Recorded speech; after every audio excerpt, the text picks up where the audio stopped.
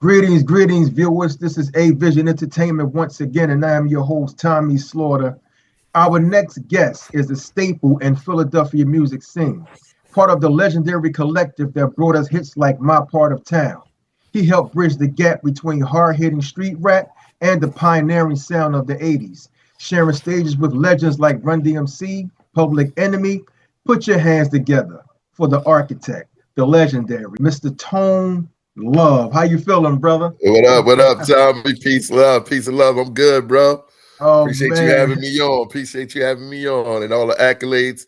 It's all love, man. Salute to you. You know what I mean? What you doing? salute, brother. I thank you for your hard schedule. I see you working, man. You constantly all over the place, man. You and Tuff doing big things, you know. And just for the record, man, one thing I would like to know, you grew up in a very intense area in Philadelphia, right? Yeah. So how much did that raw atmosphere of North Philly directly shape your lyrical content and Tuff Crew? I would say very much. I grew up in South Philly initially, and because of that environment, which was a lot like North Philly, mom's moved me uptown, Germantown. So I really lived all around Philly. But yeah, my time spent in North was due to me getting into extracurricular activities, if you know what I'm talking about. And that's exactly what we rapped about, what we were experiencing, excuse me, in the environment. We weren't gangster rappers, but we were, I would say, reality rappers. And our reality at that time as, teenagers, it was, what Philly was, man. You had drugs, you had, but you had some positive things as well. But we were a product of our environment, you could say. And it had a lot to do with what we was putting down on the music. We wanted to keep it real. And so we talked about what we was real life living, for sure. That's right. Everything was authentic. It was coming from how you lived your life. Like I said, it was good too. It was ups and downs. Yeah, there was. It was organic. We wrote about what we was seeing, what we were doing, which at that time, wasn't all positive, but we used the experiences to be our template for the songs. That's right. And for the viewers, when you mention Tone Love, you have to mention the rest of the pieces of the puzzle to make it complete, which is DJ Too Tuff, the Deuce Ace Detonator, of course, Ice Dog, the Overlord, of course, Clay Kid, Monty G. You can't forget, because that's the foundation right there. That was the foundation coming up. You know what I mean? It was. Yeah, I was TL the teacher, which I still am.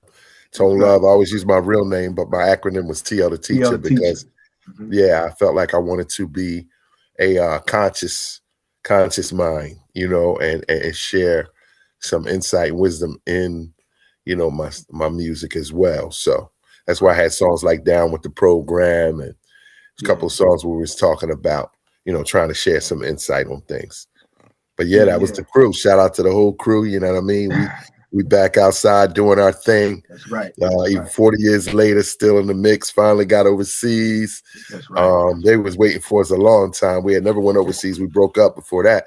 I finally get over to Netherlands and Dublin, and they was like, we was like the Beatles of rap over that joint. I was very much surprised. That's right. Do they remember the lyrics to any of the songs? Bro, did they remember the lyrics? Let me tell you how they are over there. Hip hop, if it is not here, it definitely lives over in Europe. They not only remember the songs, they made outfits like what we had on the albums. They made, they had albums that they never opened up. Wow. Tommy, they had brought their kids to the show. Like, this is the group we was telling you about. They told us that we actually changed the sound of what they was listening to and what they considered dope. They compared everything to Tuff Crew. That's, what? How was that feeling, man? Like just seeing a crowd and they singing your songs and everything. How was that feeling, man, for you? Yo, it was great. You could literally just start the song. You ain't gotta say nothing really. You could put the mic towards the crowd, and they would do it. You know what I mean? But we was doing it, of course, performing. We giving them what they was waiting for. But it was crazy, man. It's always feels good to me because we were a group that actually wasn't trying to be famous. We did the music for the fans, for the DJs to have something to throw on, for the fans who was talking about us, and they actually promoted us by, yo, you got that? You hear that Tuff Crew cassette? Yeah, we got to check that out. Some of them moved out of town, went to service, went in the Army, went in the Marine, wherever they went to college, and they just took our tape with them. Wow. And so, I was glad because we always made the music for the people. I was like, all right, this rap thing going on. Let's see if we can move our people and get them to move to what we say. So it's a blessing to me. I'm still flattered all the time by, the fans' reaction. Yeah. And guess what though? This is only the beginning. Because remember, y'all haven't you never went overseas since you was performing back in the day. You didn't get a chance to. No, we broke up. Yeah. This is the time now where you're going to be over there a lot doing a bunch of shows. I'm telling you. Y'all gonna have a good time, man. I believe that. May God manifest that. First of all, glory to the Most High. It was only because of him that I'm able to still do this. And it's because of him that we got back together, because there was a breach of trust when we broke apart, and God was able to mend that and reconcile us as brothers, because we really was young brothers. It was more or less the people who was backing us that created the tension. And it's very similar to how NWA movie went. Tuff Crew movie would be something like that, whereas I would be like Ice Cube, and I stepped away from the situation when I realized we weren't getting our your money, just do, right. So I stepped off like Cube stepped off for the same reasons. If you made a Tuff Crew movie, it would be very similar to that, without all the gunplay. Yeah. Everything was basically about business and behind the scenes of what really, went down. Well, we're going to get back to that because that's very important to talk about. But you went from freestyling in South Philly to defining the sound with Tuff Crew. How much did the after midnight Philly scene shape your identity? Come on, bro. After midnight was everything, man. Like, that's where we, I got my chances, like you said, freestyling, trying to get on the mic and be like my contemporaries who I was looking up to, Perry P, Grand Tone, God bless the dead, may he rest in peace. Grandmaster Nell, B-Force, Soundstage Box. I was always trying to just get on the mic. I was writing my rhymes at home, and I was like, if I go to these block parties, and I'm just gonna stay right near the speakers in case they start passing the mic around. I want to get on. And I eventually got my chance to get my feet wet. But yeah, after midnight was a staple, man. We go in there. I met a lot of rappers there. I met LL there. I met the New York rappers that was coming up there. Lady B used to bring them through. And that was everything to me. After midnight, we got our start there. That was one of the main first venues that we did. Yeah, and that was everything, man. Yeah, I didn't know you knew about that after midnight. Yeah, well, I'm from Francisville. They call it Morocco's, like a Fairmount section, like 20th and Parish and Brown. Gotcha. So all of my old heads was going down there. I was too young to go, but I would ride past there, when I was a kid. So and then back in the day they had this thing called down the Parkway. They used to always have it every year back in the day in the 80s. I forgot the name of it, but I remember seeing y'all come through sometimes too down the Parkway. Is it a Doom? No, not that. The Doom Day was on South Street. No, not that. It was called.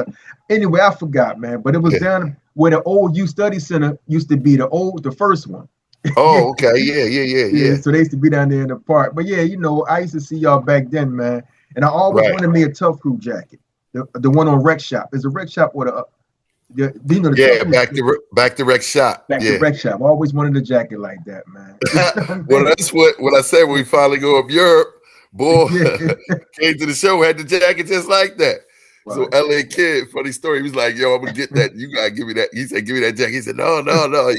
He would have fought for his life not to give it to LA. LA was trying to see if he passed it off. I wound up giving my jacket to somebody over there who was like, yo, let me rock that joint. I was like, go ahead, you got it, man. Now, I'm gonna have to make another one because that was a joint that was on our new album. We made an album in the beginning of 2024, into 23, called Back by Dope the Man, and I had the jacket I had on there. I wound up giving to a fan over in Europe because they were so like they just showed so much love. We never forgot y'all. We've been waiting 35 years for y'all to get over here. Now they want us to do a whole tour over that joint throughout Europe, like a 2-week joint. Because we was only there for about 5 days, but they want us to do 2-3 week full tour over there. So that may happen this fall, Lord willing. That's love, man. That's love. Yeah, over it's all there. up to the Lord. That's right. That's right. Yeah, that's been, you know, once you get over there, it's not going to stop because you're going to keep getting calls. You keep going back and forth, back and forth. You know, I'm telling you, that's how it's going to be.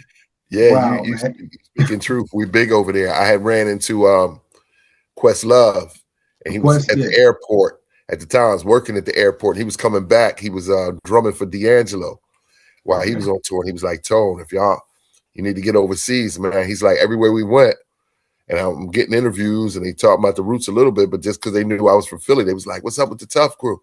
What's up with the Tuff Crew? You know, when they coming over here, they still together. So he said, you need to go over there if you need a bag, bro. So he was the first one that told me. We finally got over there. It's been 2 years now. We got over there, and it's like they want us to come back this year. So you already know what it is. Yes, sir. Yes, sir. This next question, it's called Super Sunday. That's what it's called. Oh, Super Sunday. Super Sunday. Yeah, back in the day. Yeah. I do remember that. Yeah. Yo, Super Sunday. You know, we're gonna talk about the. Yeah, go ahead. We was outside. You know, we would go. We was like the people's rappers. We never really got like big or swole. Try to be like, we can't talk to y'all or nothing. We kept 10 toes down, as I still do to this day. So we was always. You might see us anywhere, man. That's right. Ride through in the sidekicks. Ride through in the sidekicks and the 5.0s. And the Volvos. Yeah, we had the Volvos and the kitted up Volvo and the Suzuki sidekicks.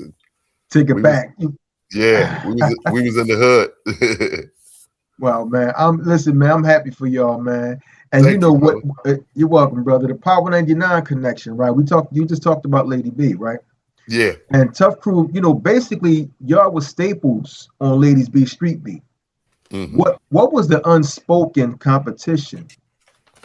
What was it like between the Tuff Crew, other Philly pioneers like Kool C, Schooly D, behind the scenes? Well, behind the scenes, you got some good questions, bro. Behind the scenes, competition was, you know, everybody was repping their area. Now, at the time, although I was from South Philly, I was in North, I moved uptown, Germantown by the time I was rapping. That's why I said G-Town, my part of town at the time. West O'Blaine, I was uptown. But the unspoken competition was we knew we was from different neighborhoods. We weren't fighting or against each other like that, but we was trying to prove that each rapper from his own hood was the better groups. So there was little it was funny because I remember EST Rob, shout out to my man Rob. He was like, yo, I like that I go on after y'all because I like to watch y'all show. He was one of the first boys. He was like, I like to, you know, go on before y'all because then I get to see y'all show for real. He told me that one day. Cool. Seeing them was always trying to quietly outdo us, Hilltop. And I know that that was probably their managers and them saying, yo, y'all got to be the best. Tuff Crew making some noise. We coming after their neck. And then our label was right out west too on 57th and Girard. Our label was So Def Records. Oh, okay, yes, So Def. Yeah, So Def. That's why Jermaine had to call his joint So Def. Yeah, because there was already a So Def record that my manager Tony Mitchell started. So that was us, and we was right on 57th and Girard. So Will used to slide through, him and Jeff. We was right around the corner from Hilltop and them, but they knew we was representing North Philly because most of our group was from North, and it was a friendly but quiet, present competition for who was going to reign supreme as the hottest crew in Philly.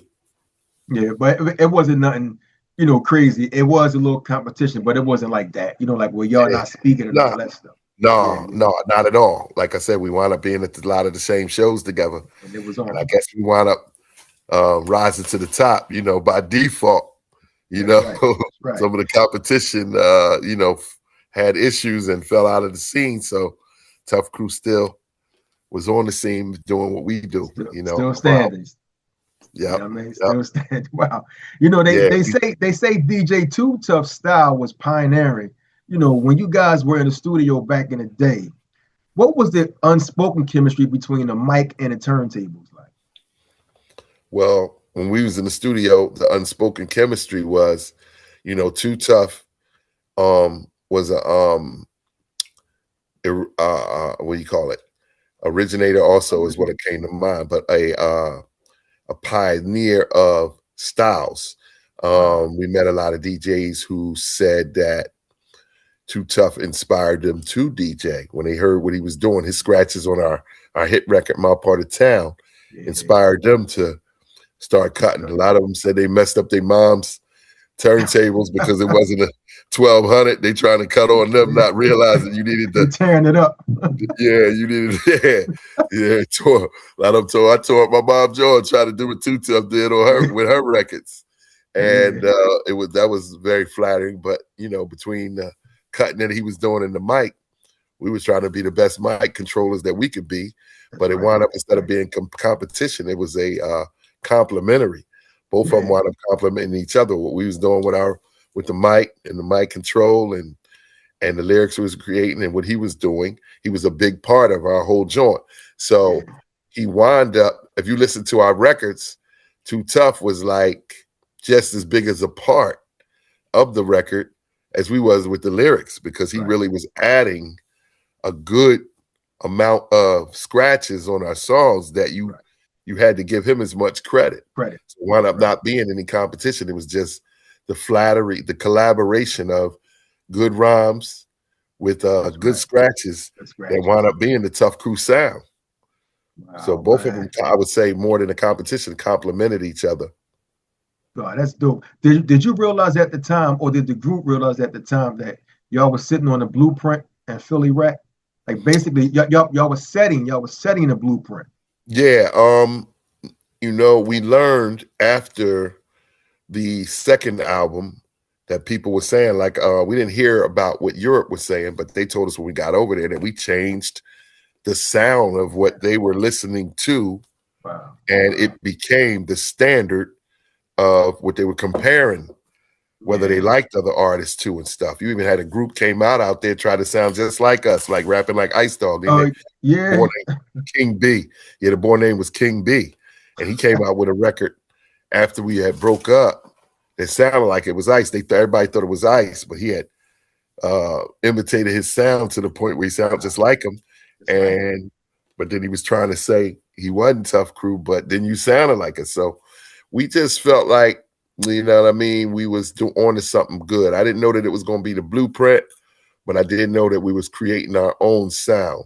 We had a uniqueness, even with our look, you know, being of all these different ethnicities. You had two black boys with me and Monty G, the beatbox. You had two Latino boys with LA Kid and Ice. And you had a white DJ. So we was like the hip hop menudo out there.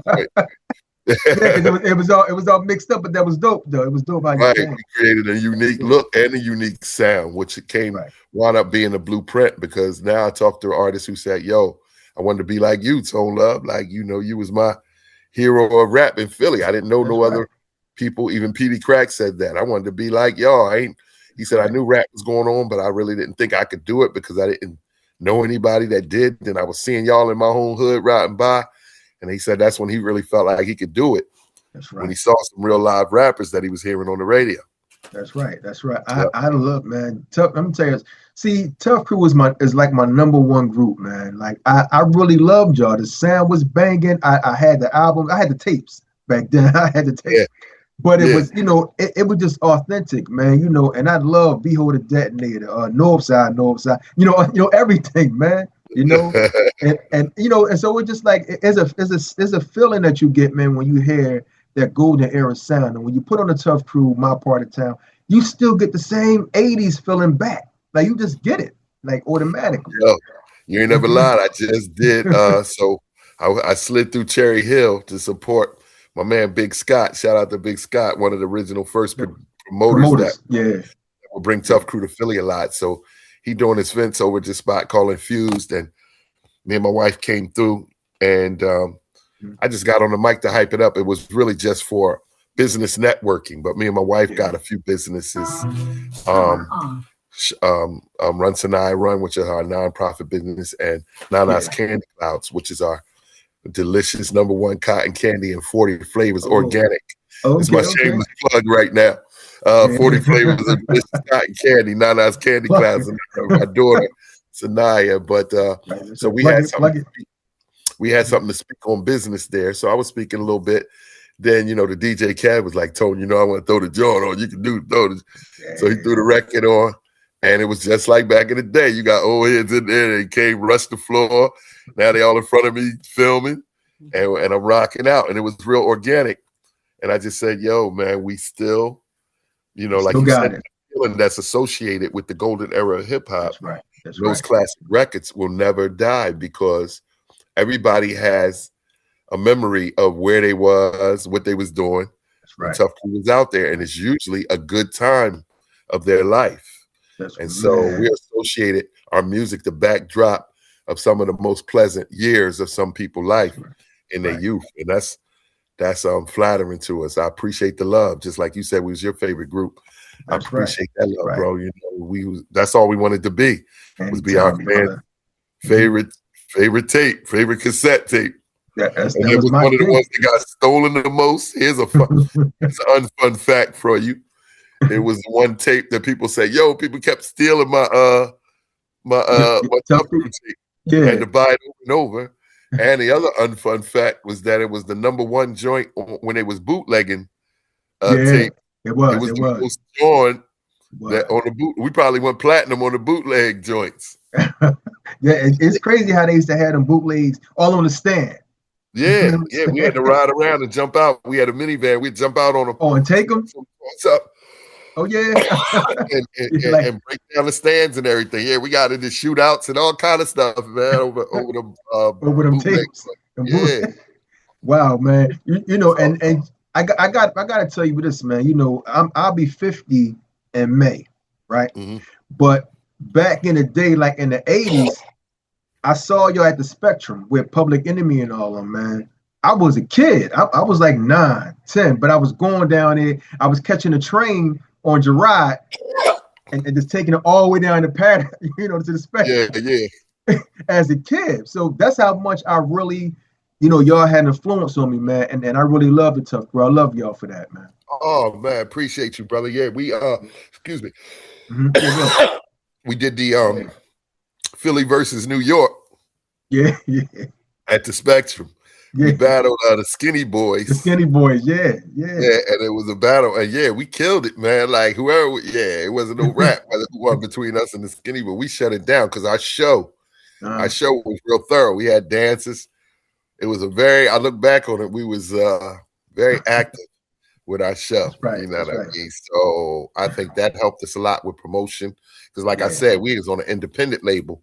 We didn't have no major budget or nothing. Our music got promoted by our fans and the DJs that supported us. Shout out to the Lady B's and the Mimi Browns, and E.C. LaRocks, and those who played our music. That's how we got big to wind up going multi-platinum. We wound up selling 5 million records. Wow. And that put y'all on, right over the top. Right there. And then here's another fact you may not know. We did get offered a major deal with Capitol Records, but that deal fell through for some reasons. But they wound up signing MC Hammer. So that Hammer would have been Tuff Crew, and everybody would have known us with the exposure they gave Hammer if that deal would have went through. But, that's spilt milk that I ain't going to cry over. You know what I'm saying? It just wasn't meant at that time. It just wasn't. It probably saved my life, seeing what happened with the industry. Yeah. We was young boys. We was nice looking. So, who knows what kind of parties we could have wound up at. That's right. Being on a major label, who knows? We could have been in that East Coast, West Coast beef. They could have been putting us up against NWA. That's right. So I think that God, in his infinite wisdom, and I thank you, Jesus, that although I didn't get that bag, which I was salty about for some years, but Father knows best. And I think he was sparing me from what he knew what was really going on behind the scenes. And what we want it, but he knows it's not good for us at all. So he won't give it to us. He don't care. He don't care how much you pout, how much you get angry. You're not getting it. You're not getting it. That's just like a loving earthly father supposed to want what's best for you. We don't always know what's best for us. You don't always I was getting high at the time. I was you know, Yeah, see? hustling and all of that. You gave me, and we'd got they gave Hammer $21 million. And Woo. Wow. then Wow. they signed Schooly D and gave him $1.5 million. So I know with Tuff Crew having 5 members, we could have easily wound up with $10 million. 10 million. Wow. Yup. And I don't know that I would have known what to do with that, bro. I was messing with JBM a little bit at the time. I was all over the place. Yeah. You probably wouldn't even be rapping anymore, man. You know, getting all that Or paper even on someone here. else. It's possible I couldn't have been here because if you don't know how to be a wise steward of money can take you out, man. That's right. Yeah, that's right. It can take you out of here. It can definitely bring you all the lust you wanted in life. And then now you all messed up. You can get consumed by your own lust if you can afford everything. That's right. So that's right. you know, he knew best. I thank Jesus for giving me insight and giving you that. At the time I didn't have the insight. I would say giving me a chance to do rap without being really caught up in the industry. Okay. I enjoy the culture, and we did it for the culture, but that would have offered us all the luxuries of the industry. That's right. That's right. Including having to make music that the A&Rs would have been trying to tell us to do. Yeah, we want y'all to make something, you know, this NWA. Let's create, you know, that sells records. Let's create some beef. And we see what happened with that's right. With those that's right. Yeah. Wicked. It's a whole wicked industry, man. Mm-hmm. And you know, just another, like everybody called the Tuff Crew. Everybody say the Tuff Crew, the first super group. We all know that the Tuff Crew was the first Philly super group. What does the word legend actually mean to you today? Well, today, and I mean all the way up to today, I'm finally accepting it. My wife always say to me, "Yo, you realize? Like, I don't think you realize it." Yeah, I'm a humble dude, and she'd be like, "No, you a legend." Like we meet people, and I don't even say nothing, and then they be talking about something related to rap or music. She said, "Well, my husband, he ain't gonna say nothing, but let me just tell y'all, he's part of Philly's, you know, history of music, and you know." Right. But I never really wanted to really embrace the legend thing. I do now because we got a lot of awards this year. Shout out to everybody that gave us our flowers while we on this side of the grass. I appreciate it rather than those flowers being thrown on my grave. That's but right. The legend thing, in my career, we was just doing it for the love of hip hop, the culture. Yeah. When to make some dope songs that people would like. You know, we was always asking our friends, listen to this joint, tell me what you think. So now, in retrospect, seeing that we meant so much to so many, that legendary status, I embrace it now. It means a lot to me. It meant that I had something to do with, like I said earlier, being the theme music or the soundtrack to the lives of people such as yourself. Like you said, you loved Tuff Crew. Right. Well, we loved you for loving us. We made it for y'all. We made it for the DJs and nothing else. We weren't chasing the fame. Yes. So to be a legend now, yeah, I collected all my plaques and awards they gave me. I'm going to find somewhere to put them around here. But I do appreciate it, but I still remain humble because ultimately the greatest to be celebrated as a legend is Jesus Christ, my Lord and Savior. Right. That's what I consider the legendary boy. But I accept it to a certain degree here, and I appreciate you. Yeah, appreciate you. Yeah, yep. Anytime, man. Man, I thank you, brother. Anytime. You're welcome. Yep. You know, we got to talk about after a 30-plus year break. What was the exact moment you realized it was time to bring Tuff Crew back?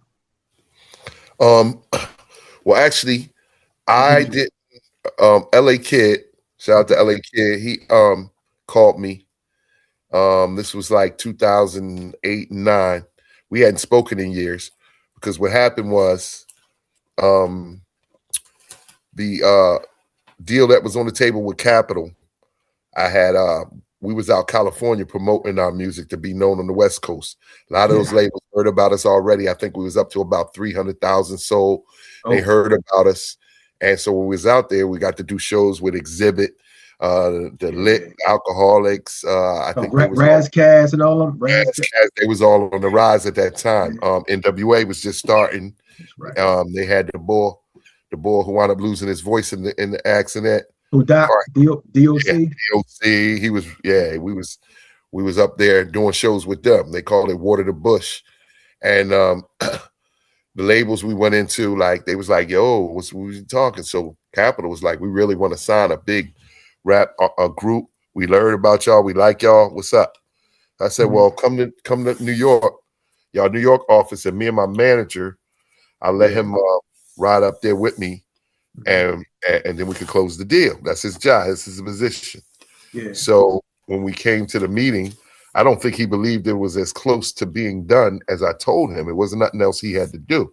So he came up there feeling kind of doubtful of it being what I told him. I said, yo, we got to deal with them, basically. Right. You close it. And he came through and he was like pretty much, anyway, long story short, he didn't say a number. Oh, okay. So what caused me afterwards, the A&R, he said, yo, I flew up there this weekend, man. I was supposed to come back with y'all, on our label. He said, I had a blank check, whatever it was, I was just supposed to guarantee y'all, was part of cap. And he said, the money, at that time they was giving out budgets and stuff. So it was whatever. And my manager asked him to let him get back to him because he wanted to go talk to some people that we knew in the industry that worked for Sony. It was LA Kid's mom, and see what he should ask. I think he was scared to say too little, scared to say too much. But all he really had to do was throw a number out there. Anyway, so the boss said, look, we're still interested in the group. We don't know that your manager's really ready to handle y'all business because he didn't handle the business right there. But if y'all want to keep him as a personal manager, cool.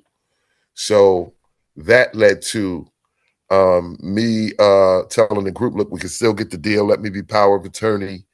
And we'll go in and get it, and we'll still break the manager off with his money and tell him he'll just be the road manager or the personal manager.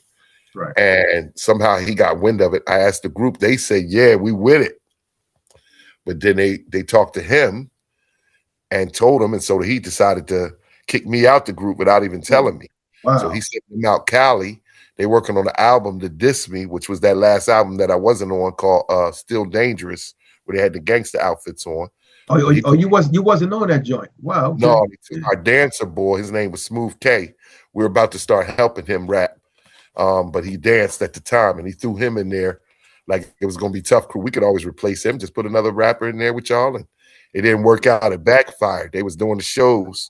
That's right. And people started getting the sense that they was talking about me, and it wasn't me in there, and I was a big part of the group, but they underestimated. So they broke up anyway after 2 shows with that album. So I didn't talk to them for a long time because I felt like they betrayed me because I asked them, y'all want to do this or not? I said, if y'all don't, you want to stick with Mitch, that's cool. I'm just going to go ahead and do my thing because I'm not going to stand around keep not getting the money we're earning. And I seen that he can't even help me get a major record deal. He's not going to say what he need to say. So like, I'm cool. And I went on about my business. That's when I left the group and I did Bring It Home for Jerome, for the Eagles. When Jerome Brown died, I did Flipping Kilos as a single, which I was originally writing Flipping Kilos for the whole group. Oh, I'm sorry. I remember that. So that was for you. It was for the group, but you took it. You just went. Well, I wrote it. Yeah, I was writing that, and I was going to give everybody a verse. And they out Cali writing the whole album without me not in it, which I didn't know. Monty G came to me. He was like, Tone, I don't know if you heard, but Mitch kicked you out the group. He told them he sent them out Cali, the LA Kid mom crib, and they told them to make a record without you on it. Wow. And after I heard it, he wound up encouraging them to diss me. So long story short that I made long anyway, he that was the breach between us. And we ain't talked for a long time because I felt like they could have just told me when I asked them that they wanted to stick with him and what he was doing. And I had a salt tablet lodged in my throat for a lot of years. And, when I came to the Lord, he helped me get over that, told me not to harbor that resentment, give it to him.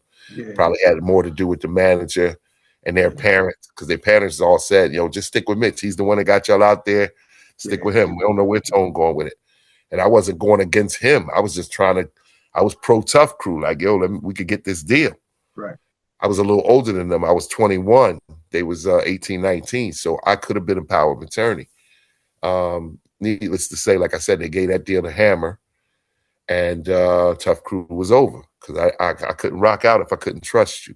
Wow. But LA Kid called me sometime in answer to your question and say, look, man, let's just put bygones be bygones, and there's some money out there for us. A lot of fans that want to see us do our music, and and he talked me into just getting back with it. So we got back together, 2010, 2011, and decided to start working, on some new music. But then there was still some other delays. We didn't get around to it until really recently when we did the album.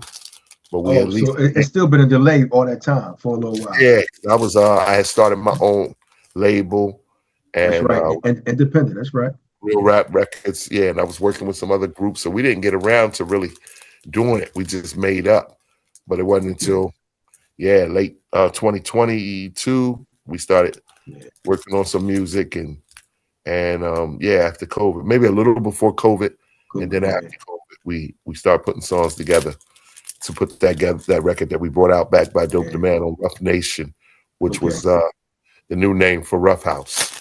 Now, what was that, a one album deal for Rough Nation? Because y'all not on it no more, right? Yeah, one album situation. Yeah, that album is out there though. It's on Amazon. We even put it on wax for those who love wax, like they do overseas. But it's on Amazon, and it's available with me. We sell our own joints, and it's online too. Back by Dope the Man, it's called.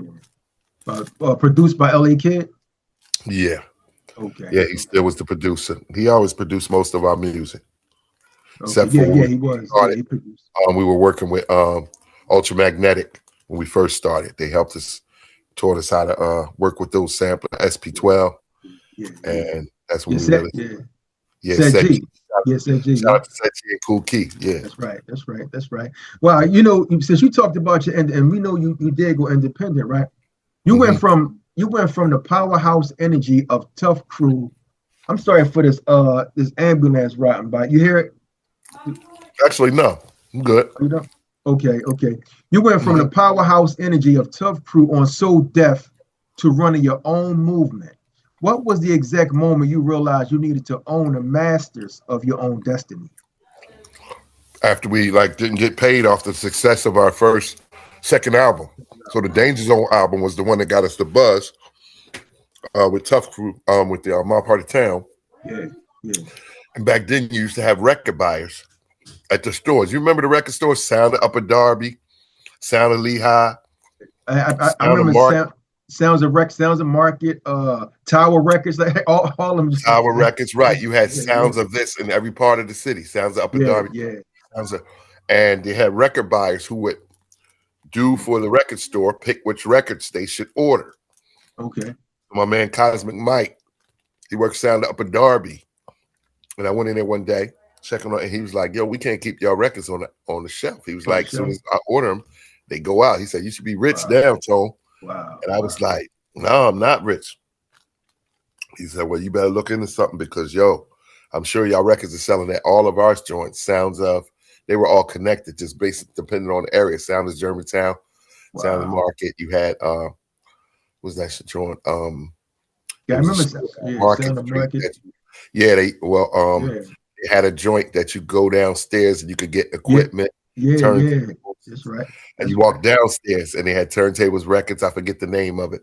That's the joint where City Blue at now. They just turned that into City Blue. Oh, yeah. You walk down the steps. Yeah. Yep. And, all these places was telling me our records was like, sometimes we walk in there and they was gone. And he's like, yeah, we got to reorder some of them, man. That's the best-selling joint. So I put two and two together, was like, we not getting our money. We getting show money, but we not getting record sale money. That's when I realized I had to start trying to get the masters and start my own label and be the captain of my own ship, because some people, it was a trend back then, not only our manager, but a lot of people. That's what happened to Kool seeing them. That's why I imagine they wound up getting into what happened with them, because they didn't get the money, even though they had a hit record. Kool C had Glamorous Life, Steady B had Joints Out. Them to wind up robbing banks, that tells me that they still was in need of money. That's right. So what's happening to everybody? That was a part of the game, man. They would buy you a car, Cadillac, even before us, buy you something, maybe a house, and then, keep all the money you was earning from the records and hope you was happy with the lifestyle. With the material. Yeah, they sold you with your own money. That's right. The lifestyle, and you're supposed to be happy with that and the show money. But the real money in the publishing. That's the money. I can't see your face too good. I couldn't see it. You go right there. That's cool right there. I know you're getting your grub on, but that's cool because I'm a good editor. So you'll see how I hook this whole joint up. Word up. Yeah, I'm gonna hook it up for you. Yeah. All right. But you know what? I'm gonna go back to this, right? Mm-hmm. And I'm saying this to the snakes, man. The Jews, man. For them Jews that was owning them labels, man. I still believe that they were still taking it back to slavery through the music. You know what I mean? Yeah. That's how I felt, man. I felt that they were just taking it back to slavery through the music. Exactly. They make you work your butt off, and then they take the majority of what you do. do. It is that part you just said, man. And it was such an injustice with all these talented people. I look back on my favorite artists, they all wind up addicted to something. So they would party with you, sell you that lifestyle, find out what was your poison. You know how pick your poison. Yeah, pick your poison. All of us had a weakness to something, drinking or smoking, or whatever it was, and they get you hooked on it. That's right. And then once they made enough money off you, set the course for your downfall. That's right. And that's just how it kept trending and happening with my famous art, the artists that I grew up on listening to through my mom's records. Yeah. A lot of them have the same story. We got burned out of our, I heard Grandmaster Flash and them talking about it. I heard That's right. Who was those people that was on was it to my white lines and all that other stuff. Yeah. Don't push me because I'm close to the edge. You got Grandmaster Flash, the first boys, the hip hop, the hippie to the hippity hip hip. Right. All of them. Sugar Hill Gang, Sugar Hill Gang. That's what I was trying to think of. Yeah. Say the same thing. We had the success, had a nice little car, maybe got a crib, but ultimately the bag That's right. was going to the as you could say, slave owners. That's right. Going to them. It was going to them and their kids and their grandkids. They sending all them to school. All these good schools. Who had nothing to do with the creative, anything ownership of the intellectual property, man. We have to own our own intellectual property now. That's why I was offered a record deal with Universal last year. I opted out, but I went for the distribution deal. Okay. So now my label, Real Rap Records, I have distribution with Empire. I have distribution with Universal, which both of them was willing to sign Tuff Crew. But I'm not going to have anybody controlling my creative control. That's right. That had to be in my hands because I'm only willing to rap things that are beneficial to the listener. That's right. And I don't want nobody to pay me to say something that's toxic to feed poison to my people, because words are very powerful. You can become what you behold easily. What comes through your ear gates constantly, what comes through your eye gates, you want to be absorbing that, and it can have everything to do with how you're moving. That's right. So I have to be very careful with my words. If you take the S on the back, on the word words, and take the S and put it on the front, it becomes a sword. Sword, that's right. So words could be swords. Cuts. It cuts you good. You know what I mean? Cut like a knife, brother. Cut deep. The guy talks about the tongue and the tongue. Yeah, you're watching the young people. Yeah, yes, he does. God talks about that. He said, man shall give account for every word spoken out of his mouth. So I'm careful with what I say. And you can see the effect of the words on our youth. That's right. Yeah. This trap music, this drill music, the trap was designed to get them in a trap where they would die in that trap. And the drill music was like, keep drilling your friends with this, keep drilling them until you killing them. That's right. And it was all planned out, that they weren't going to support conscious rap no more, and they were going to put the money behind the artist who was willing to speak toxicity to their own. Kill your own people. Let's do that. That hurt the hip hop culture. The rap game was created to contend against the hip hop culture. That's right.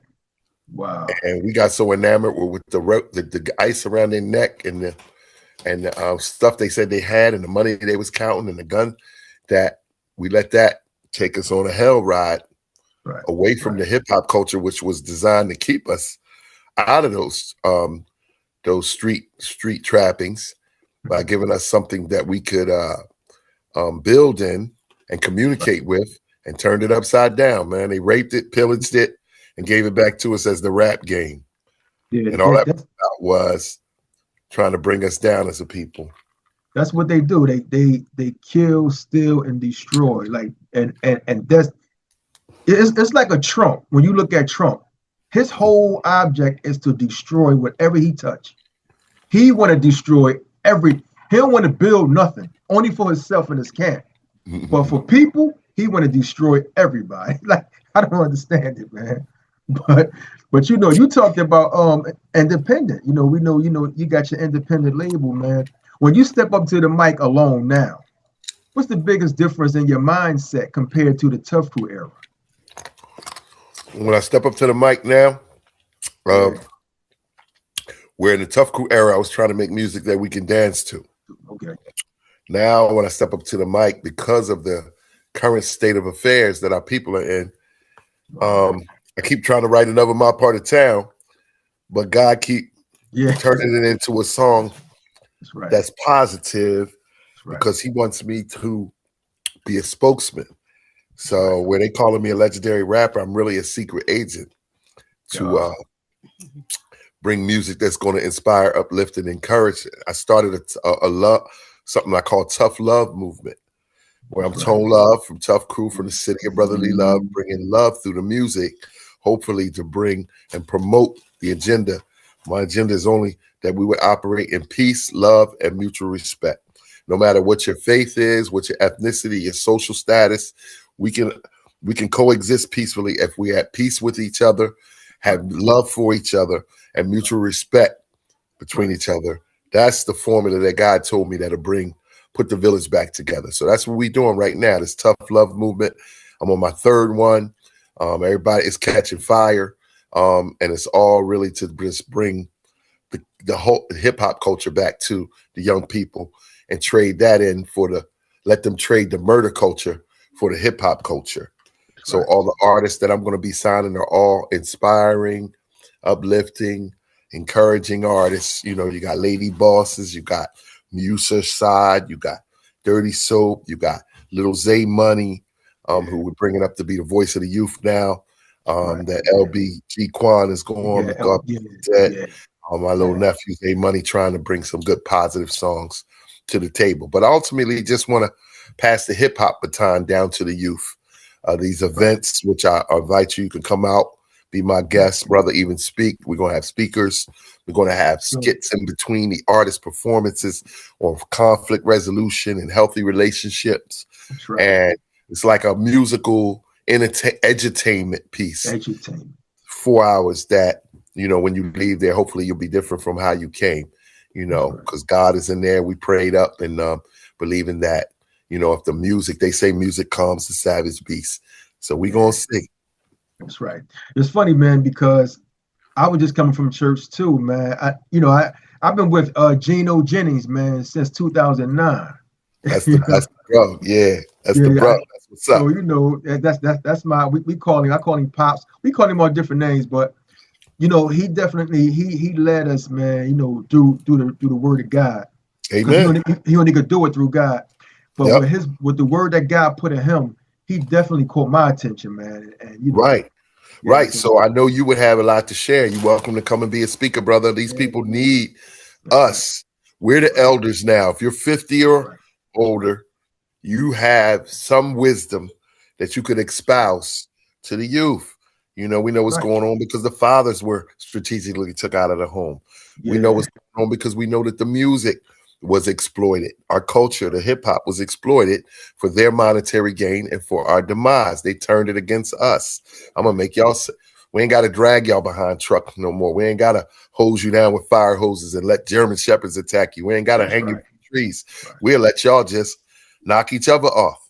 We're gonna pay some of y'all to say what needs to be said to make our kids wind up in these privatized prisons, and then they gonna come out and be desperate because they don't got no hope with, you know, job security or opportunity. So they're going to go back to the streets. So it always designed for them to make money off our backs and off of our misfortune. And so I know Pastor Jennings was talking about that. I know you got a wealth of information. Listen, man. I'm even rapping for the Lord as well, too. I do gospel rap, which I call gift rap. So one of those distributions I'm gonna use for the lane from my my gift wrap, and the other one's going to be for the feel good music that my artists are doing, which may not be spiritual, but it's very uplifting. It's uplifting. That's the plan. The Tough Love movement, that train is on the tracks already. I got one coming up soon, late April, early May. I'm gonna invite you to. Last one was February 20th. Yeah, and it was all that, man. There'll be food there, drinks. You ain't got no reason to leave. Just settle in, come through. A lot of hugs. Even a hug line. I'm gonna have some fluffy aunts and grandmoms in there giving out hugs to the young boys. You know how they used to make us feel after you had a rumble in the hood. Yeah, I know, baby. I know. It's all right. That's right. And you feel good after that, man. You know, feel good after that, bro. That's what they need. I'm with it, man. I'm with it, man. Just you know, you got my handle. Let's do it, man. Only got 3 more. I just got 3 more for you, but I'm gonna definitely use my number too because I would like to get involved in that. And I'm a videographer, so I got cameras, mics, I got it all. You know. Okay, man? Yeah. Well, come on, man. You know, document it, brother. Yeah, ask Tuff. Tuff the one. He be inviting me to like Benny the Butcher joints. I be the cameraman and all that. Yeah, I do. Oh, word. Yeah, it's gonna be a doc. So this is gonna be a documentary. Okay, yeah. So let me know. Tuff Crew doing a documentary too called Tuff Crew Band. Remember? Yeah. It's like 2/3 done. And then, you know, I asked a lot of my contemporaries, what you know about Tuff Crew? You know, I was on that show, 50th anniversary of hip hop in Atlantic City, and it was 50 artists there on one night. Yeah, Charlie Mack did that. Yeah, Charlie Mack. So a lot of them got on the Tuff Crew documentary as well. I like to hear you talk.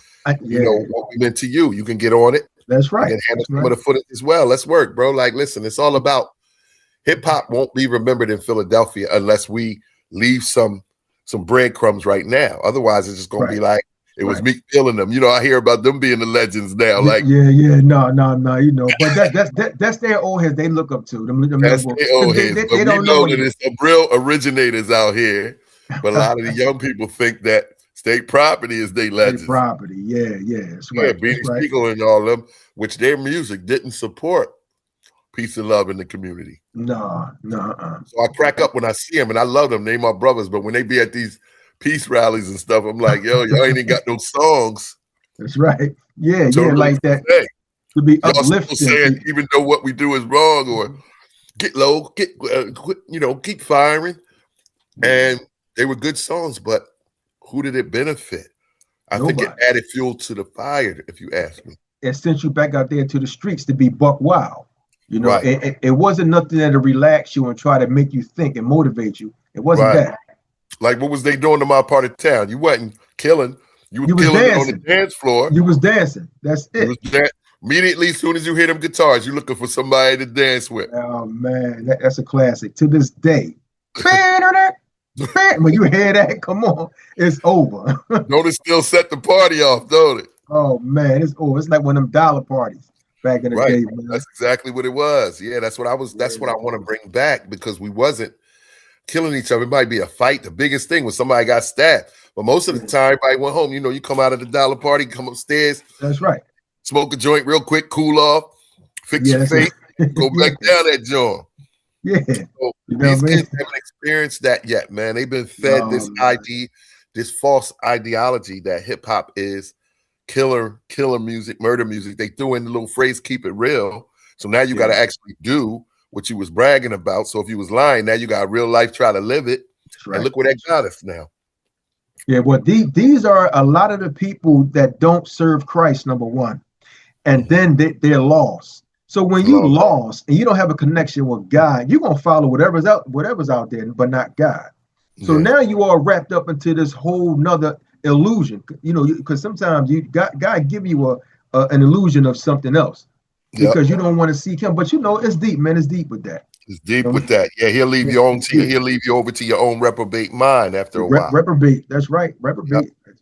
So I'm trying to reach some of them, man. Hopefully, and you pray for me with this, Bray. I know you're a praying man that I can at least get 4 out of 10. I know I'm not gonna get them all, but some of those young people got hip hop in their DNA. They the kids are the ones who was just hip hopping, and they come to my shows like, "Yo, you was my uncle or my aunt or my pop favorite." I was listening to your records. That's why I came now. I wanted to see y'all. They was always saying y'all was super dope, and they're out there. So we have to give them something else that could facilitate their need to be creative without it being violence attached to it. It don't have to. That never was. Hip hop at its purest form was created in New York to be an alternative to the gang warring that they was doing. You know, the leaders out there, Kool Hercs and the African Bambadas brought them all together to say, yo, we ain't got to murk each other, bro. We could just battle with our talents and our skills. That's right. Start That's putting right. the music out in the park, and there you have it.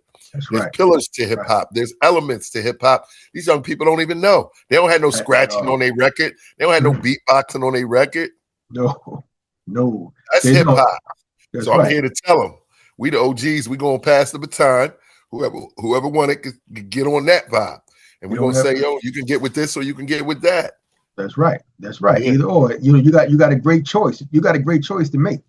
You know, if you're ready to die, get in that line. You know what I mean? If it's you against the world, get in that line. Over here, we hip hopping. This ain't that. That's right. Get in this line. Wow. I got two more questions for you, man. I know this thing can go. You know what I mean? Wow, because I know this can go on, man. Yeah, go ahead. I definitely, you know, and another thing, you know, when the stage lights for you, Tone, when the stage lights go off, what's the quietest thought in your head? After the stage lights go off, it's time to relax. Like, what is the quietest thought in your head? What are you thinking about at that time? Just going home and chilling with my queen, man. Shout out to G Love. That would be what afterwards. I asked her, how was the show? Baby, you killed it as usual. Fine, let's go home and fall back on something soft. She's the best thing that ever happened to me, man, since, you know, I, suffered a lot of hurt relationally. The music has always been my outlet. I wasn't doing it for some years, as y'all see. And now that I still get to do it, and I'm 59 now, but as I get to still do it and the people still appreciate it, when it's all over, I just want to chill with my whiz, man. You know, I'm old fashioned, and I got no, you're not old fashioned, because I with my wife be rocking and rolling. We always hanging together, you know. And then she allowed me to guide her, because she know the knowledge I have. So she allowed, and then she a little older than me, but she still allowed me to, you know. Well, that's the order. That's the order of that, the natural order of things, and it's out of balance if you arm wrestling with your wisdom. That's right. You're supposed to be letting you lead, and you're supposed to be led by the real leader. So if I'm following him and she following me, and then we leading our family, then that's where you wind up. As for me and my house, we serve the Lord. I don't think that I would be who I am now without God bringing me to him and on an intimacy level, and then bringing her to me. She actually tried to be a Tuff Crew dancer back in the day. And my manager decided that we was a tough group, so Tuff Crew need guy dancers. She had always thought that I turned her down because she was like kind of skinny. She could jam, but she was skinny. She had a boom boom Belinda bodies, as she called it, like 2 Live Crew chicks. So she felt like embittered all over the years. So she said, "Have you ever heard any boos at your show?" That was me somewhere in the crowd booing y'all. She said, "I'll be dancing to the record, but I still was like boos." She told everybody, "Yo, that Tone Love, he ain't let me in the group." And I wound up hustling out in the streets because my life took a whole different direction, because I wanted to be a dancer and a rapper. And Schooly D told her she was corny as a rapper. Now you don't want to battle her because he knows she my wife and she got bars. He said, "I'll battle you right now." We be showing up with Schooly. He don't even want to with my whiz. That's right. That's right. But the best thing I like to do, man, chill with her, or we do our podcast. I got a podcast called The Loves Connection. The Love Connection, You know, set up stuff with that. The people that we talking to, dealing with real life issues, we'll address that on our podcast, The Loves Connection, man. So before we come home and make some cotton candy and munch out, we got 40 flavors of organic cotton candy, bro. Like, I'm getting ready to bring it to Philly. We #1 in Delaware right now. Can you order it? Can I go online and get it? Yes, you can. www.nanas, Nanas, Candy Clouds with a K and a Z on the end. CandyClouds.com, and you can order it. Yeah, we deliver. I got an ice cream type truck, Candyman truck that I drive around. Y'all gonna see us in Philly. Yeah.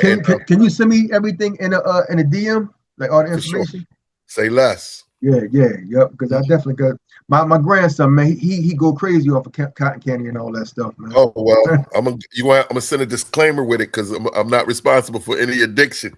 You know, people, kids, I'm trying to tell you. Listen, but I want them to eat the whole thing. I give them little pieces every now and then. That's all. Yeah.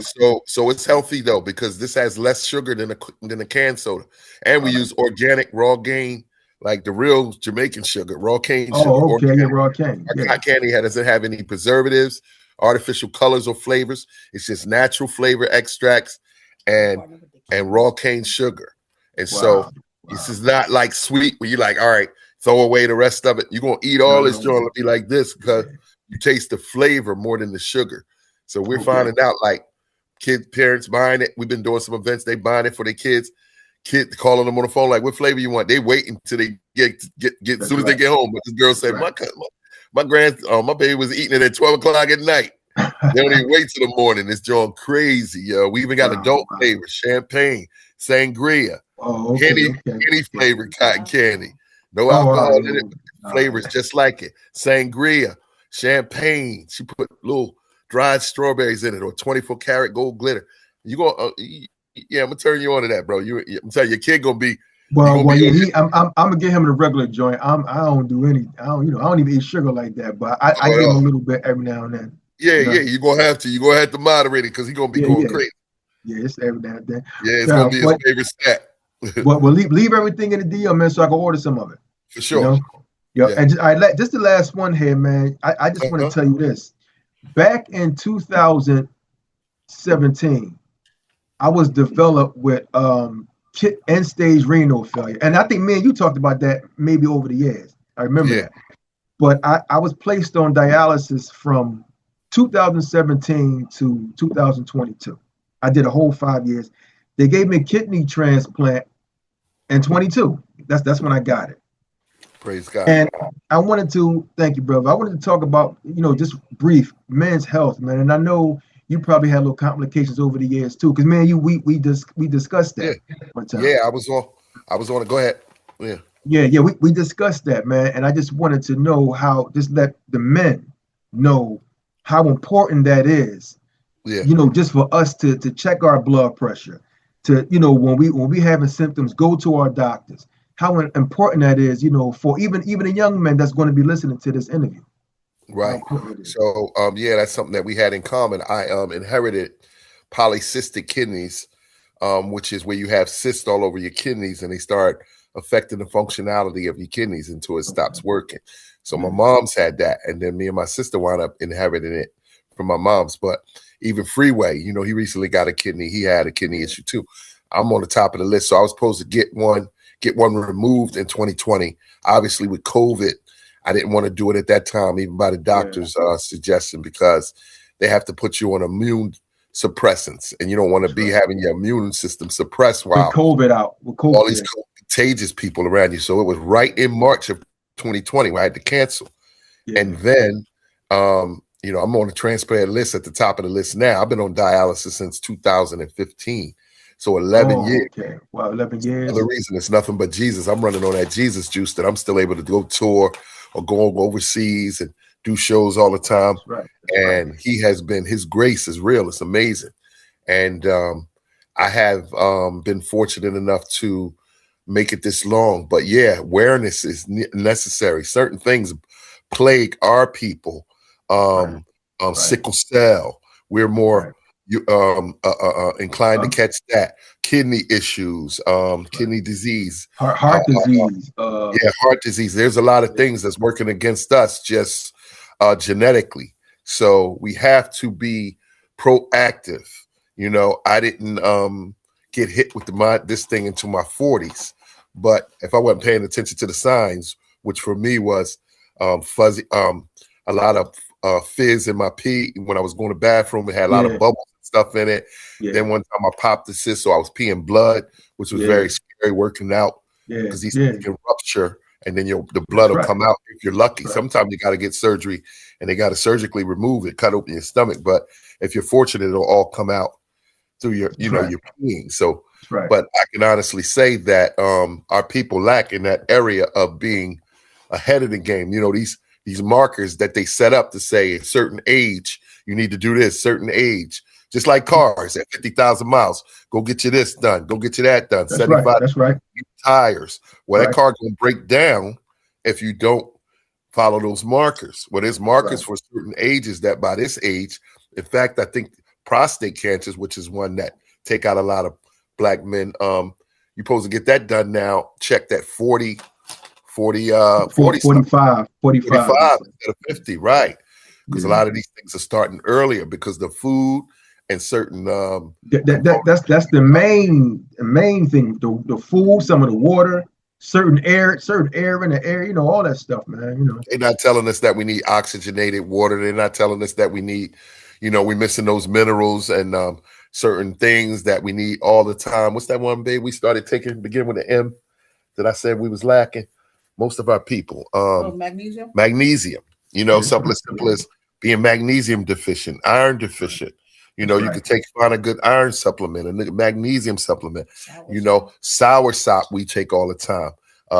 Chlorophyll drops, oxygenated water. These are the things that help us circumvent getting these diseases. So we're very health conscious.